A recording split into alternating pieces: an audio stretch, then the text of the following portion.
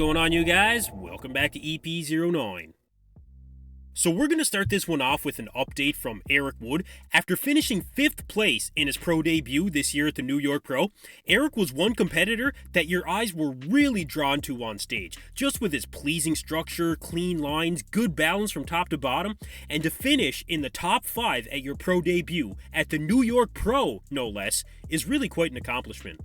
So Eric took some time after the New York to go back and hit a rebound and a health phase, but Eric has recently announced that he'll be competing in the Legion Sports Fest, which puts him at about 7 weeks out at this point.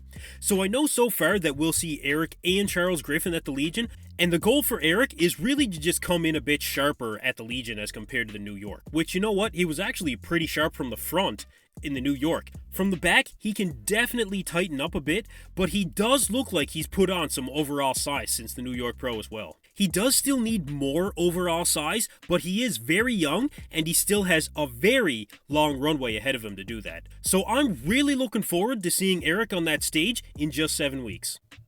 Okay, so next up, we have a quick update here from James Hollingshead, and although James has no plans to compete as of yet, he's definitely been pretty busy lately. He had gyno surgery, he's now hired Milo Sarshev to be his new coach, he's working on opening a gym, he does clothing line stuff, and you know what? Even with all that happening, James is continuing his preparation to be on the Arnold stage in 2024. You really don't see many updates where James isn't within, decent striking distance of hopping into a prep, so you know what? I won't be surprised if he does decide to compete earlier. But for now, James has always been one to have those wide shoulders and really sweeping quads. He's really a very complete bodybuilder. And I think not only are we all looking forward to seeing him on stage in 2024, but hopefully he decides to compete even sooner. So speaking of striking distance, Rafael Brandao dropped a very impressive physique update as he continues his push in the offseason. Now, after a bit of a health scare, Rafael was hospitalized and decided to sit out the entire 2023 competition season, and it looks like he's packed on some quality size so far this offseason. He's definitely holding on to a respectable level of condition here as well, but Rafael is one bodybuilder that definitely has the potential to be one of those aesthetic mass monsters of the sport, which are really being heavily rewarded by the judges right now. He has the shape, and it looks like he's starting to gain the size as we speak. So Rafael Brandao, I'm sure, is looking to improve on his 10th place Olympia finish from 2022, and if he keeps putting on size like this and keeps that aesthetic shape, he could be very dangerous in the 2024 season. So the next update I have is from Tonio Burton. Tonio appeared this past weekend at the Cajun Muscle contest for a guest posing, and it looks like he's put on some size since we saw him at the New York Pro earlier this season. It doesn't look like he's really stepped on the gas for his Olympia prep at this point yet, but of course, there's still 11 weeks to go, and there's no reason to think that Tonio is coming in at any less than his best at this year's Olympia. And he does look to be on track based on some of the updates that I've seen lately. His back poses in this guest posing I think were especially impressive, but you know what? We're going to keep our eyes on Tonio for more updates as we continue to see him on his road to the Olympia.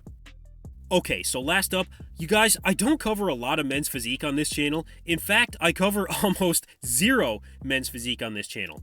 But with this latest update from Jeremy Buendia, I think that there's a serious lesson to be learned from, frankly, the poor decisions that Jeremy's making when it comes to some of the pain he's experiencing during training. Jeremy took to his Instagram to give the fans an update on how his prep is going for his return to the Olympia stage. Check out the clip here. But yeah, I've been dealing with a lot of nerve pain. I have a herniated disc in my neck, and it's caused a lot of pain in through the front part of my neck here, through my clavicle, my whole left pec, into my shoulder, down my tricep, into my hand. So whenever I'm training chest, I experience a shit ton of pain. Whenever I'm pressing or doing flies, it's I can't even explain how much it hurts. I haven't had a good chest workout since February. See if I've done any more damage since my last MRI I got 2 years ago. I do have an epidural scheduled on Tuesday. The last few epidurals I've gotten have helped with the pain for like 6 months. I'm able to get back to training. But 11 weeks, you guys. I'm not stopping, no matter the injury. I'm gonna keep pushing through. Now, Jeremy actually tore his pec a few years ago after he tried to bench, I believe it was 4 plates at a public event he was involved with. I don't remember the exact details, but basically what happened was he did not warm up, he went in cold, and he tore his pec and basically changed his career forever. So it would seem at this point that Jeremy is far from out of the woods when it comes to his ongoing injuries that are affecting his prep. And the thing is, he said that he's been experiencing this nerve pain since February, and he's been going for epidurals to blunt the pain. I mean, you guys, that is not fixing the problem. In fact, that's only making it exponentially worse. I'd almost guarantee it. When it comes to the long game of training, if you're not directly addressing your injuries, in the end, it's only going to spell disaster. So look, I'm not very confident that we're going to see Jeremy even make it to the Olympia at this point.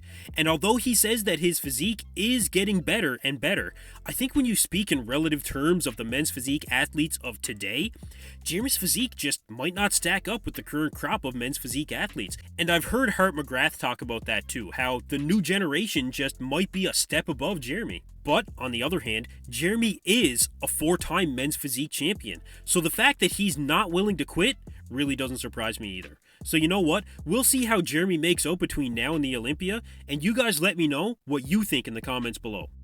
Anyway, that's it for me in this video, you guys. Thank you for tuning into EP09. Be sure to like and subscribe.